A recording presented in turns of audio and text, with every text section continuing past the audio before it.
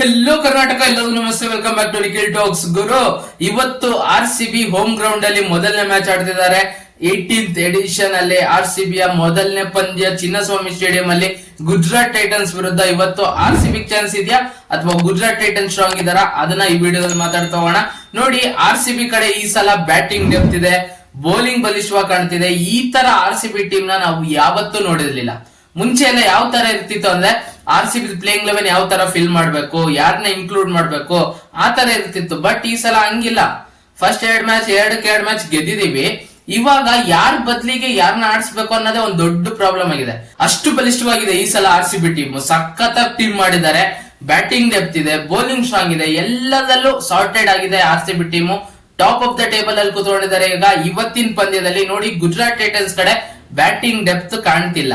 Bowling ಒಂಥರ comparison ಮಾಡಿದ್ರೆ RCB ಮತ್ತೆ GT ಬೌಲಿಂಗ್ ಕಂಪ್ಯಾರಿಸನ್ ಅಲ್ಲಿ ಆಲ್ಮೋಸ್ಟ್ ಈಕ್ವಲ್ ಅಂತಾನೆ ಹೇಳ್ಬೋದು. ಈಕ್ವಲ್ ಬ್ಯಾಟಲ್ ಇರುತ್ತೆ. ಅದು ಬ್ಯಾಟಿಂಗ್ ಅಲ್ಲಿ ಅವ್ರ ಕಡೆ ಬ್ಯಾಟಿಂಗ್ ಡೆಪ್ತ್ ಇಲ್ಲ.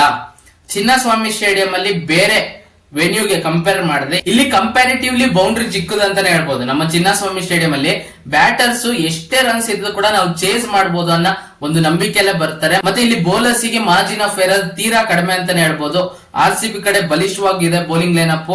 ಫಾಸ್ಟ್ ಬೌಲಿಂಗ್ ಲೈನಪ್ ಅಲ್ಲಿ ಜೋಶ್ ಹೇಜಲ್ವುಡ್, ಭುವನೇಶ್ವರ್ ಕುಮಾರ್ ಮತ್ತೆ ಯಶ್ದಳ್ ಲೀಡ್ ಮಾಡ್ತಿದ್ದಾರೆ. ಸ್ಪಿನ್ನರ್ಸ್ ಅಲ್ಲಿ ಕೃಣಾಲ್ ಪಾಂಡ್ಯ ಇದಾರೆ, ಲಿವಿಂಗ್ ಸ್ಟೋನ್ ಇದಾರೆ, ಮತ್ತೆ ಸುಯಾ ಶರ್ಮಾ.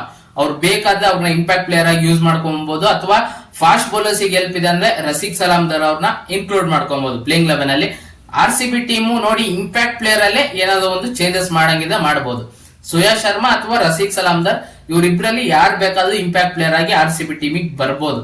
ಇಷ್ಟು ಬಿಟ್ರೆ ಇನ್ನೆಲ್ಲೂ ಚೇಂಜಸ್ ನ ಎಕ್ಸ್ಪೆಕ್ಟ್ ಮಾಡ್ತಿಲ್ಲ. ಏನಕ್ಕಂದ್ರೆ ಓವರ್ಸೀಸ್ ಪ್ಲೇಯರ್ಸ್ ನೋಡೋದಾದ್ರೆ Phil Salt, Livingstone, Tim David ಮತ್ತೆ ಜೋಶ್ ಹೇಜಲ್ವುಡ್, ಇವ್ರು 4 ಜನನು ಇರ್ಲೇಬೇಕು.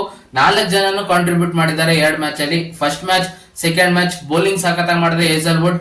ಲಾಸ್ಟ್ ಮ್ಯಾಚ್ ಅಲ್ಲಿ ಚೆಪೋಕ್ ಅಲ್ಲಿ 2 ವಿಕೆಟ್ ಪಡ್ಕೊಂತಾರೆ, ಕ್ರೂಷಿಯಲ್ ವಿಕೆಟ್. ಲಿವಿಂಗ್ ಸ್ಟೋನ್ ಸಖತ್ತಾಗಿ ಬೌಲಿಂಗ್ ಮಾಡುದು. ಟಿಮ್ ಡೇವಿಡ್ ಅವ್ರು ತೋರಿಸ್ಕೊಟ್ಟಿದ್ದಾರೆ ಲಾಸ್ಟ್ ಮ್ಯಾಚ್ ಅಲ್ಲಿ ಯಾವ ತರ ಫಿನಿಶರ್ ರೋಲ್ ಕೊಟ್ಟಿದ್ದಾರೆ ಅವರಿಗೆ, ಯಾವ ತರ ಕಾಂಟ್ರಿಬ್ಯೂಟ್ ಮಾಡ್ತಾರೆ ಅವ್ರ ಟೀಮಿಗೆ ಅಂತ ಲಾಸ್ಟ್ ಮ್ಯಾಚ್ ಅಲ್ಲಿ ತೋರಿಸ್ಕೊಟ್ಟಿದ್ದಾರೆ.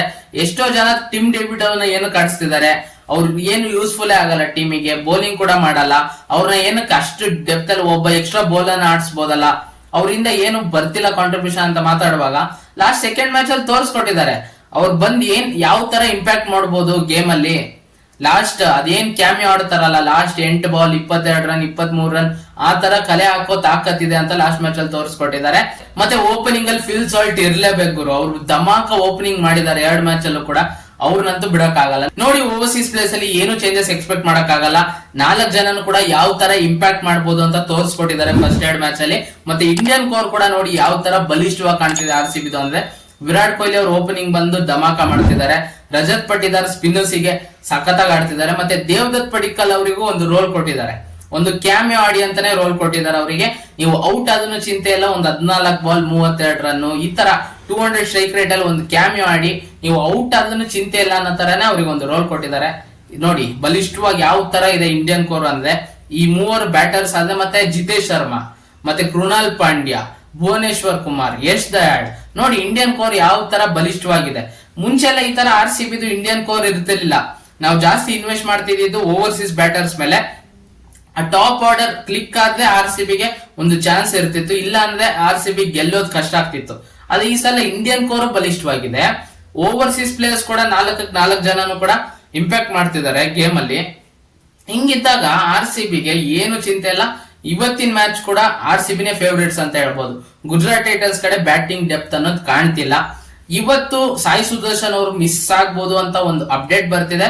ಮಿಸ್ ಆದ್ರೆ ಜಾಸ್ ಬಟ್ಲರ್ ಅವರು ಓಪನಿಂಗ್ ಮಾಡ್ಬೇಕಾಗುತ್ತೆ. ಸಾಯಿ ಸುದರ್ಶನ್ ಅವ್ರ ಪ್ಲೇಸಿಗೆ ವಾಷಿಂಗ್ಟನ್ ಸುಂದರ್ ಅಥವಾ ಲೋಮ್ರೋರ್ ಅವ್ರು ಬರೋ ಸಾಧ್ಯತೆ ಇರುತ್ತೆ. ಏನಕ್ಕಂದ್ರೆ ಅವರು RCB ಗೆ ಆಡಿದ್ದಾರೆ, ಚಿನ್ನಸ್ವಾಮಿ ಸ್ಟೇಡಿಯಂ ಅಲ್ಲಿ ಆಡಿರೋ ಎಕ್ಸ್ಪೀರಿಯನ್ಸ್ ಇದೆ ವಾಷಿಂಗ್ಟನ್ ಸುಂದರ್ ಅವರಿಗೆ. ಲಾಸ್ಟ್ ಮ್ಯಾಚ್ ಅಲ್ಲಿ ಗುಜರಾತ್ ಟೈಟನ್ಸ್ ಕಡೆ ಒಳ್ಳೆ ಬೌಲಿಂಗ್ ಮಾಡಿದ್ದು ಪ್ರಸಿದ್ಧ ಕೃಷ್ಣ ಅವರಿಗೆ. ಇವತ್ತು ಅದು ಹೋಮ್ ಗ್ರೌಂಡ್ ಚಿನ್ನಸ್ವಾಮಿ ಸ್ಟೇಡಿಯಂ ಅಲ್ಲಿ. ಅವ್ರ ಕಡೆಯಿಂದ ಯಾವ ತರ ಇರುತ್ತೆ ಬೌಲಿಂಗ್ ಅಂತ ಕಾದ್ ನೋಡ್ಬೇಕು.